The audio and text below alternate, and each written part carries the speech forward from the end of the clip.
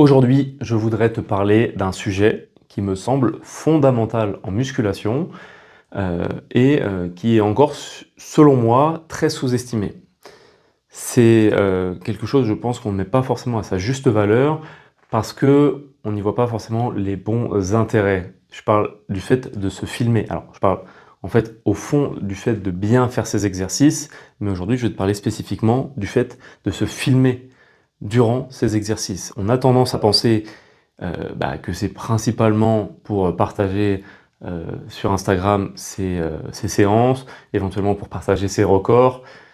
En réalité, ça va beaucoup plus loin que ça et je pense que beaucoup de pratiquants et même potentiellement des pratiquants, moi de mon expérience, je le vois bien avec des gens que je coach, avec des gens avec qui je discute, même des pratiquants après plusieurs années ont encore peur ou bien ne voient pas encore l'intérêt de se filmer et ils passent selon moi à côté d'une progression supplémentaire qui peut être vraiment importante. C'est-à-dire ils perdent potentiellement une part importante de progression. Il y a vraiment un gain à faire à réaliser ça et c'est pas selon moi juste du gadget, c'est un vrai outil. La musculation, c'est un sport qui est compliqué, beaucoup plus complexe en tout cas que ce que ça peut dégager d'un point de vue extérieur. Déjà parce que c'est un sport qui prend du temps, hein. C'est un sport qui prend des années, vraiment, parce que le corps il a une limite de progression physique, il a la limite de récupération aussi, donc ça prend du temps avant de construire du muscle, avant de se développer. Aussi parce que c'est un sport qui se réalise souvent seul, contrairement à beaucoup d'autres sports qui sont encadrés en club. Là, on est très souvent livré à soi-même, ou éventuellement avec des camarades avec qui on va s'entraîner, mais c'est un sport quand même très solitaire, et également parce que c'est un sport qui est beaucoup plus technique encore une fois, que ce qu'on pourrait penser en le regardant, quand on ne connaît pas ou quand on n'a pas pratiqué. Et ça, on s'en rend compte vraiment, tout simplement en le pratiquant avec des mois, avec des années. Plus les années passent, plus je me rends compte à quel point on peut aller loin dans l'optimisation technique. Et même après 10, 15, 20 ans, il y a encore des pratiquants très avancés de musculation qui continuent à chercher l'optimisation technique de leur mouvement, qui continuent à perfectionner leur mouvement. Et ça, c'est parce que on peut aller très loin dans la technique des mouvements et qu'il y a énormément de mouvements qui sont beaucoup plus techniques qu'ils n'y paraissent, tout simplement. Parce que le corps humain est complexe et parce que il y a plein de choses qu'on peut optimiser, que ça soit dans un but de force, par exemple en force athlétique, ou dans un but de développement de la masse musculaire, donc d'hypertrophie. Pourquoi le fait de se filmer peut vraiment faire une différence énorme? En fait, en musculation, ce qui va nous dire que notre programme fonctionne, ça va être notre progression, soit par exemple d'une semaine à l'autre, au fur et à mesure des séances, en charge ou en répétition par exemple, soit notre évolution physique. Mais c'est des choses qui vont mettre un certain temps. On a des données en fait d'une semaine à l'autre. Par exemple, si on progresse aux séances, on va le savoir à la séance suivante ou après 2, 3, 4 séances. Si on progresse physiquement, pareil, on va le savoir au fur et à mesure après quelques semaines. Mais déjà, ça prend du temps, parce qu'il faut attendre au moins la séance suivante en général pour voir qu'il se passe quelque chose, et au moins quelques semaines pour vraiment voir qu'on évolue physiquement. Et également, ça ne nous dit pas tout. Ça ne nous dit pas, est-ce que vraiment on optimise tout? Parce que, encore une fois, on peut jouer sur les exercices, on peut jouer sur le nombre de séances, on peut jouer sur pas mal de choses, et on va voir potentiellement que notre progression, elle est mieux ou qu'elle est moins bien, mais on n'utilise pas tous les leviers. Là, on joue pas forcément sur la technique de l'exercice. Et également, je sais plus où j'en étais, et également, ça nous dit pas si on n'a pas dégradé notre technique au fur et à mesure des semaines. Par exemple, quand on progresse sur les charges, ce qui peut très bien arriver, ce qui arrive par expérience assez souvent, quand on progresse sur un exercice, on peut aussi avoir tendance à dégrader son mouvement. Ça, c'est quelque chose qui revient très souvent. Par exemple, sur des biceps curls, avec des haltères, on va, même complètement inconsciemment, on va mettre un léger balancier. Un balancier léger, ça peut te faire monter un poids, ça peut te faire monter de 2-3 kg ton haltère sans problème, avec un mouvement qui va, au niveau du ressenti, être très peu différent. Visuellement, qui va être aussi assez proche. Et pour plein de mouvements, c'est le cas. Donc, ça nous dit pas... Donc en fait, le fait de regarder notre progression aux séances, le fait juste de faire ces séances et éventuellement de temps en temps de changer le nombre de répétitions, le nombre de séries, ça ne nous dit pas tout et ça ne met pas toutes les chances de notre côté. En plus de ça, c'est des choses qu'on observe sur du moyen terme, enfin on va dire sur un ordre de grandeur d'au moins la semaine. Ça veut dire que dans la séance, on n'a pas forcément de choses sur lesquelles on peut travailler à court terme. On n'a pas de feedback immédiat de savoir si notre exercice est bien fait, si on peut mieux le faire. Il n'y a rien qui nous le dit. On sait juste si notre programme dans l'ensemble, il a tendance à nous faire progresser ou à pas nous faire progresser. La vidéo, quand on se filme sur un exercice, c'est un feedback immédiat. C'est comme quand tu fais par exemple du foot ou quand tu fais du tennis, quand tu frappes la balle, tu vois où va la balle. Tu refrappes la balle juste après, tu ajustes ton mouvement par rapport à là où tu l'as envoyé. Quand tu attends une semaine pour avoir une indication, ou même plusieurs semaines pour avoir une indication de si ce que tu fais est bien ou pas bien, tu as un feedback qui est largement retardé. Et du coup, évidemment qu'un feedback, un retour beaucoup plus rapide, c'est toujours beaucoup plus efficace pour faire des ajustements. Et donc sur la technique d'un exercice, si tu ne te filmes jamais, s'il n'y a jamais personne avec toi de confiance, on va dire, qui peut vraiment analyser ton mouvement, qui corrige ou qui donne un point de vue extérieur sur ta technique, tu passes peut-être des semaines, voire des mois, voire des années, j'ai vraiment vu de tout, avec une technique de mouvement qui est pas bonne. Et une technique de mouvement pas bonne, je parle pas juste uniquement de le mouvement il n'est pas optimisé. Je parle d'une technique de mouvement qui fait que vraiment tu vas laisser énormément de progression sur le côté, c'est-à-dire tu n'exploites pas du tout le mouvement à son plein potentiel. Tu fais peut-être des tractions où tu t'arrêtes ici, ou des tractions où tu utilises un peu les hanches, et en fait pendant un an, tes tractions elles évoluent quasiment pas parce qu'en fait tu apprends juste à mieux utiliser tes jambes au lieu de vraiment prendre de la force sur ton dos. Ou alors tes squats, bah en fait tu as monté ta charge sur les squats, mais tes squats ils n'ont jamais gagné en amplitude, tu as peut-être même dégradé l'amplitude en montant la charge. Et en fait, tu te retrouves après 1 an, 2 ans à dire putain, je sens que je progresse pas sur ces exos, voire peut-être je me fais mal, parce que on est très mauvais pour ressentir, surtout si on n'a pas fait l'exercice d'avoir vraiment le visuel, d'associer ce qu'on voit et ce qu'on ressent.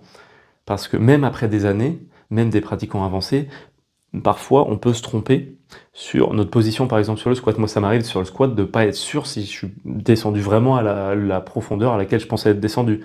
Sur certains mouvements pareil, je suis pas sûr des fois que techniquement c'est exactement comme ce que je pense que c'est. Et pourtant j'ai pratiqué ce genre de mouvement plusieurs milliers de fois. Alors si en plus tu as fait que quelques mois ou éventuellement quelques années de muscu et que tu t'es jamais filmé, que tu t'es jamais vu faire, il y a de très fortes chances que ton mouvement il ressemble pas du tout à ce à quoi tu penses qu'il ressemble. Donc, se filmer, c'est la solution à tout ça. Je pense que tu as commencé à comprendre l'idée, j'ai un peu brodé, j'espère que c'est pas trop long, mais je pense que tu as compris l'importance de tout ce que je t'ai exprimé ici, c'est le fait de te filmer, ça peut t'apporter un changement. Si actuellement tu t'es jamais filmé sur tes exercices, ça peut vraiment complètement changer ton approche sur la manière dont tu vas réaliser tes séries. Puisque au lieu de juste te dire je fais tant de séries, tant de répétitions, tu vas dire ok, mes tractions, je vais essayer de me focaliser à vraiment bien passer le menton au-dessus de la barre, redescendre tout en bas. Mon squat, je vais essayer de ne pas monter la charge pendant quelques semaines, mais par contre je vais peut-être essayer voire de la redescendre un petit peu, et je vais essayer d'améliorer un peu mon amplitude, ou bien de corriger ma posture, parce que je vois que quand je commence à en faire 5, 6, 7 répétitions, mon squat a tendance à s'affaisser. Sur ma troisième série, je vois que en fait mon mouvement c'est plus le même, que mes hanches elles reculent et que mon squat se dégrade. Et tout ça, ça va expliquer concrètement aussi derrière tes résultats physiques. Si tes mouvements se dégradent, si ton squat, au lieu de rester similaire à chaque fois, tu as les hanches qui reculent pour compenser parce que tu t'es juste concentré sur le fait de faire ta série sans te concentrer sur le fait de faire l'exercice correctement et de manière régulière, et ben en fait, tu vas avoir un mouvement qui va plus avoir l'effet que tu voulais qu'il ait, tout simplement. Donc encore une fois, tout ça pour redire la même chose, te filmer peut complètement changer ton approche de tes entraînements. Maintenant que j'ai dit tout ça, j'espère que c'était assez clair. Maintenant que j'ai expliqué l'importance et à quel point ça peut changer, comment tu dois le faire? Alors évidemment, je sais que c'est pas forcément facile pour tout le monde. Je te dis pas forcément de filmer tous tes exercices. Moi, je ne les filme pas tous. Par exemple, des exercices d'isolation, il y en a où je me suis filmé une fois ou deux, je sais comment je suis placé, mais même des exercices d'isolation, d'ailleurs, on peut faire des erreurs techniques sur ces mouvements. Bien au contraire d'ailleurs, les exercices d'isolation, on peut très facilement compenser avec autre chose. Donc on n'est plus du coup dans de l'isolation. Mais malgré tout, je ne me filme pas sur tout. Le but, c'est que ça reste réaliste, c'est que ça ne devienne pas une corvée.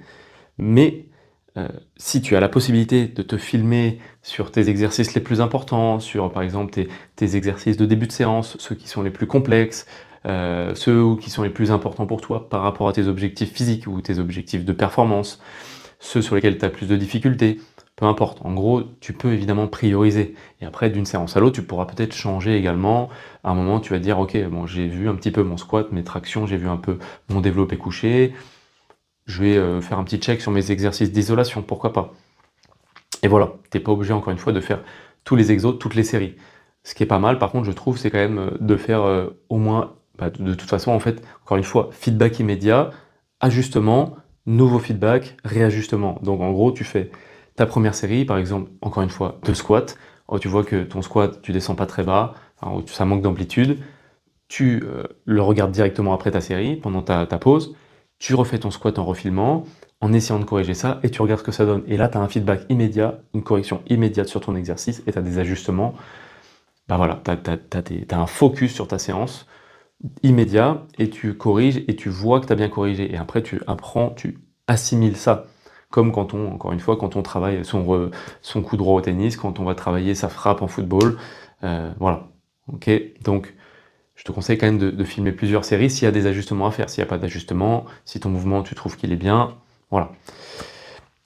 Ensuite, je sais qu'il y a la difficulté de se filmer en salle de musculation. Donc ça, évidemment, ça sera toujours une contrainte pour certains. Si c'est parce que tu es gêné, bah là, je te dirais tout simplement, la plupart des gens s'en foutent de que tu vas te filmer. La plupart des gens se filment également. T'es pas obligé de faire des dingueries, t'es pas obligé de mettre ton trépied en plein milieu, tu peux peut-être mettre ton téléphone éventuellement dans un coin, on va dire, un peu discret.